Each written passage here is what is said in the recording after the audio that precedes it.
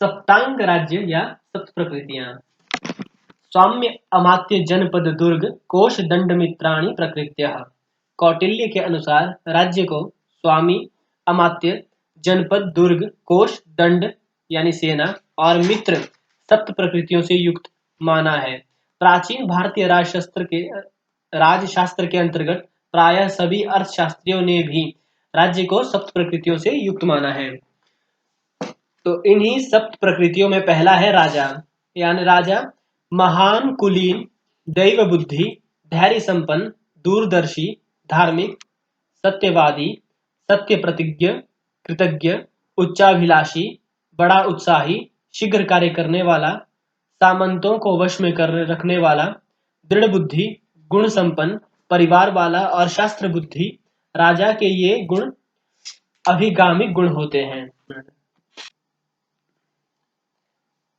राजा के जो गुण है वो शास्त्र चर्चा, शास्त्र विज्ञान तथा तर्क वितर्क द्वारा किसी बात की तह तक जाना, राजा के प्रज्ञान गुण तथा शौर्य, अमर्ष, क्षिप्रकारिता और दक्षता, ये चार उत्साह गुण होते हैं। उसके बाद है अमात्य। अमात्य का वर्णन मंत्री परिषद के अंतर्गत आता है, यानी राजा अपने श्रेष्ठ अमात्यों की नियुक्ति कर उनके परामर्शों का पालन करे, क्योंकि अमात्यों के परामर्शों के द्वारा राजा कठिनतम कार्यों को भी सरलता से कर सकता है। फिर तीसरा आता है राष्ट्र। राष्ट्र यानी जनपद। जनपद की स्थापना ऐसी होनी चाहिए जिसके बीच में सीमांतों के किले बने हो तथा जिसमें यथेष्ट अन्न पैदा हो, उसमें विपत्ति के समय वन पर्वतों के द्वारा आत्मरक्षा की जा सके। कौटिल्य के समग्र राज्य को पूर्व एवं जनपद के रूप में द्विविध विभाजन किया गया है। पूर्व का अर्थ है राजधानी और जनपद का अर्थ है राष्ट्र। चौथा आता है दुर्ग। दुर्गों के द्वारा राज्य की रक्षात्मकता तथा आक्रामकता का पता चलता है। मतलब राजा को जनपद की चारों सीमाओं पर युद्धोचित यानी युद्ध से उचित प्राकृतिक दुर्गों का निर्माण करना चाहिए। आचार्य कौटिल्य के अनुसार दुर्ग जो है वो औदक, पार्वत, धान्वक तथा वन दुर्ग नामक चार प्रकार के दुर्गों का वर्णन मिलता है। गिरि दुर्ग जो है उसे सर्वश्रेष्ठ बताया गया है, क्योंकि उसको जीतना बहुत ही कठिन हो जाता है। इस दुर्ग में धन धान्य, अस्त्र शस्त्र, वाहन, ब्राह्मण, देव मंदिर, यज्ञशाला, जल वृक्षों आदि से युक्त होने चाहिए। फिर है राजकोष। राजकोष कैसा होना चाहिए इसके बारे में वर्णन करता है कि राजकोष ऐसा होना चाहिए जिसमें पूर्वजों तथा अपनी धर्म की कमाई संचित हो। इस प्रकार के धान्य, सुवर्ण, चांदी तथा अनेक प्रकार के जो बहुमूल्य रत्न है वो सोने से भरा हुआ हो एवं दुर्भिक्ष या किसी भी आपत्ति के आने पर उससे प्रजा का कल्याण हो सके। राजकोष के संचय के साधनों में दुर्ग, राष्ट्र, खान, सेतु, वन, ब्रज और इत्यादि आते हैं, किंतु कौटिल्य ने गुणी लोगों एवं धर्मात्मा पुरुषों से धन लेने के लिए मना किया हुआ है। उसके बाद दंड आता है पांचवा। सेना ऐसी होनी चाहिए जिसमें वंशानुगत, स्थायी एवं वंश में रहने वाले सैनिकों की भर्ती हो, जिनके स्त्री पुत्र राजवृत्ति को पाकर पूरी तरह संतुष्ट हो, युद्ध के समय जिनको आवश्यक सामग्री से लैस किया जा सके। यानी सेना जो पूरी तरह से प्रशस्त एवं बलिष्ठ होनी चाहिए। मित्र वंश परंपरागत हो, स्थायी हो, अपने वश में रह सके, जिनसे विरोध की संभावना न हो और प्रभु मंत्र, उत्साह आदि शक्तियों से युक्त हो और समय आने पर सहायता कर सके। परस्पर एक दूसरे की सहायक से सप्त प्रकृतियां अपने अपने कार्यों में लगी हुई है, राज संपत्ति नाम से कही जाती है। आचार्य कौटिल्य कहते हैं कि उत्तम मित्र पाकर एक राजा उतना समृद्धशाली हो जाता है जितना कि यदि राजा के पास सेना, भूमि और वाहन को पाकर भी नहीं हो सकता। यानी एक उत्तम मित्र ही सर्वश्रेष्ठ होता है, ऐसे राजा आचार्य कौटिल्य मानते हैं। अब आता है षाड्गुण्य। षाड्गुण्य यानी अन्य राज्यों के व्यवहार को स्पष्ट करने के लिए आचार्य ने षाड्गुण्य वाली नीति यानी 6 गुणों वाली नीति को माना है, जिसमें है संधि, विग्रह, पान, आसन, संश्रय और द्वैधी भाव। यान। द्वैधी भाव यानी यान।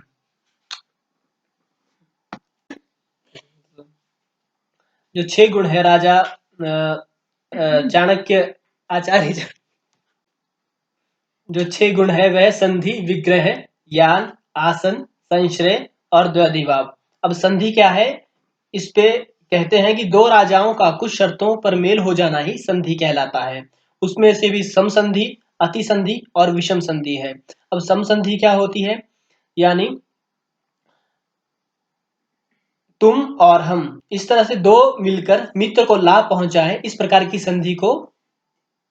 संधि सम संधि कही गई है। यानी एक राजा और दूसरा राजा दोनों मिलकर यदि किसी मित्र को लाभ पहुंचाए तो इस प्रकार की संधि को सम संधि कहते हैं।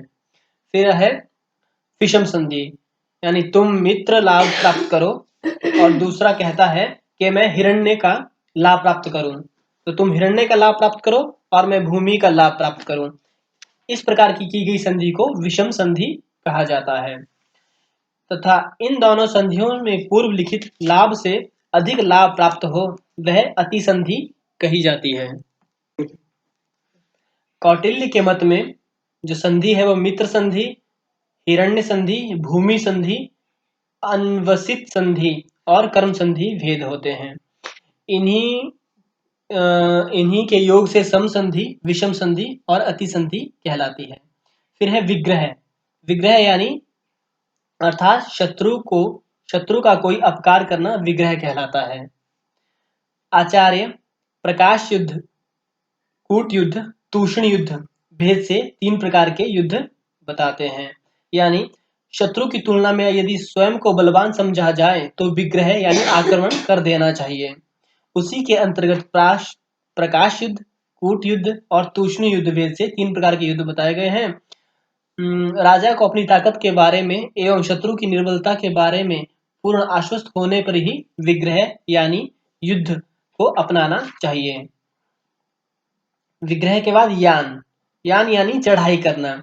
कौटिल्य के मत में राजा जब देखे कि शत्रु व्यसनों में फंसा हुआ है या प्रकृति मंडल में भी व्यसनों में फंसा हुआ है, उसकी प्रजा को बीमारियों ने घेरे रखा है, या शत्रु प्रकृति के मंडल से परस्पर बैर है, उसको लोभ के द्वारा अपने वश में किया जा सकता है। शत्रु अग्नि, जल, व्याधि, संक्रामक रोग के कारण वह अपने वाहन, कर्मचारी और कोष की रक्षा न कर सकने के कारण क्षीण हो चुका है। ऐसी अवस्था में उस पे यान यानी विग्रह करके चढ़ाई कर दे। फिर है आसन। आसन यानी उपेक्षा करना आसन कहलाता है। स्थान, आसन और उपेक्षण ये 3 शब्द आसन के पर्यायवाची हैं।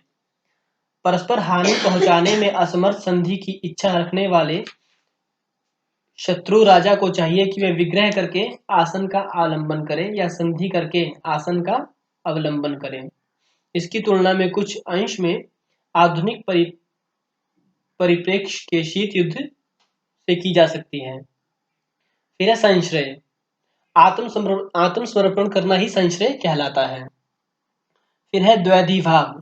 द्वैधी भाव यानी संधि विग्रह दोनों से काम लेना, यानी संधि और विग्रह दोनों से काम लेना ही द्वैधी भाव कहलाता है। यदि सहायता की अपेक्षा समझे तो द्वैधी भाव को अपनाना चाहिए। यानी मैं एक शत्रु के साथ संधि करके अपने कार्यों को पूर्ववत करता रहूंगा और दूसरे के साथ विग्रह करके उसके विग्रह यानी युद्ध करके उसके कर्मों का नाश कर सकूंगा। इस प्रकार यदि वह समझे कि मैं इस प्रकार कर सकता हूं तो द्वैधी भाव का आश्रय लेकर अपनी उन्नति का यत्न करे। इसे ही द्वैधी भाव कहते हैं। अब है राजा पर आने वाली आपत्तियां। संधि, विग्रह आदि जो ये 6 गुणों का उनके उचित स्थानों पर उपयोग न करना ही अपयन है। अपयन अपनय के कारण ही सारी विपत्तियां पैदा होती है। अपने जो है वो आपत्तियां 2 प्रकार की हैं, बाह्य और आभ्यंतर। आपत्तियां 4 तरह से पैदा होती है। बाह्य और आभ्यंतर जो आपत्तियां हैं वे 4 तरह से पैदा होती है। पहली है राष्ट्र प्रमुख, अंतपाल आदि बाह्य लोगों के द्वारा उत्पन्न और मंत्री, पुरोहित आदि आभ्यंतर लोगों के द्वारा प्रोत्साहित पहली आपत्ति। यानी जो राष्ट्र के लोग हैं, बाह्य राष्ट्र से जो बाहर के लोग हैं, जब वो अंदर के लोगों से यानी आभ्यंतर मंत्रियों से, पुरोहितों से या किसी से मिल जाते हैं तो षड्यंत्र करते हैं, तो उसे पहली प्रकार की आपत्ति है। दूसरी आपत्ति है आभ्यंतर लोगों के द्वारा उत्पन्न और बाह्य लोगों के द्वारा प्रोत्साहित उत्पत्ति दूसरी आपत्ति में आती है। तीसरी में है बाह्य लोगों के द्वारा उत्पन्न, उन्हीं के द्वारा प्रोत्साहित तीसरी आपत्ति, और आभ्यंतर लोगों के द्वारा उत्पन्न तथा उन्हीं के द्वारा प्रोत्साहित चौथी आपत्ति में आती है। और आपत्तियां जो दो प्रकार की है, राजद्रोहियों और शत्रुओं के द्वारा उत्पन्न। एक है दुष्ट युधा और दूसरी है शत्रु युधा। यही दो प्रकार की आपत्तियां हैं जो राजद्रोह के द्वारा उत्पन्न होती हैं।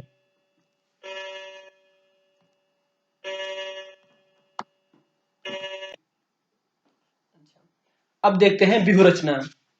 यानी युद्ध भूमि में 500 धनुष के फासले पर छावनी बनानी चाहिए।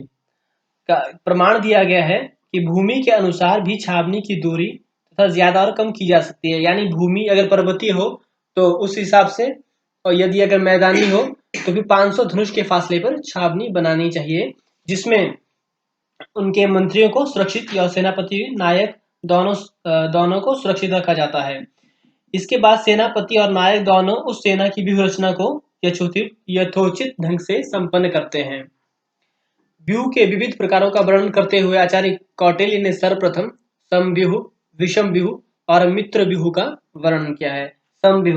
समव्यूह आगे, पीछे और बीच के स्थानों में यदि रथों की संख्या सम हो तो ऐसे व्यूह को समव्यूह कहते हैं। इस व्यूह में दो रथ बढ़ाकर के 21 रथों तक की वृद्धि की जा सकती है। विषम व्यूह यानी वैसे ही समव्यूह की तरह है, लेकिन आगे, पीछे और बीच के स्थानों पर यदि रथों की विषम संख्या हो तो उसे विषम व्यूह कहते हैं, जैसा कि नाम से ही स्पष्ट होता है। इसमें भी उक्त रीति के अनुसार ही दो रथ बढ़ाकर यानी 21 रथों तक इसकी वृद्धि अयुग्म रूप से 10 विषम व्यूहों की रचना की जा सकती है।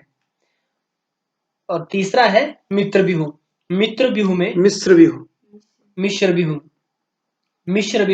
व्यूह में सेना के दो अंगों को मिलाकर पैदल सिपाहियों को आगे के दोनों भागों में और घोड़ों को पीछे के दोनों भागों में रखा जाए तथा हाथियों को भी पीछे की ओर और रथों को आगे की ओर नियुक्त किया जाए, और शत्रुओं की व्यूह रचना के विपरीत या शत्रुओं की जो व्यूह रचना है उसके विपरीत में जैसा ही उचित लगे वैसा किया जाए। इस प्रकार की रचना को मिश्र व्यूह रचना कहा जाता है। इस प्रकार सेना के दो अंगों के द्वारा 3 प्रकार की व्यूह रचना की जा सकती है, और इसी प्रकार सेना के 3 अंगों को लेकर व्यूह रचना का विभाग किया जाता है।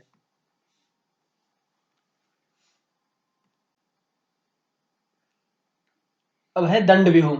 दंड के आकार का व्यूह दंडक व्यूह कहलाता है। इसमें सबसे आगे अध्यक्षों सहित सेना, यानी जो सेनाओं के अध्यक्ष हैं वह सबसे आगे, मध्य में राजा और पीछे सेनापति, और दोनों पार्श्वों में हाथी रहते हैं, यानी दोनों अगल बगल में हाथी रहते हैं। ऐसा जो व्यूह होता है उसे दंड व्यूह कहते हैं।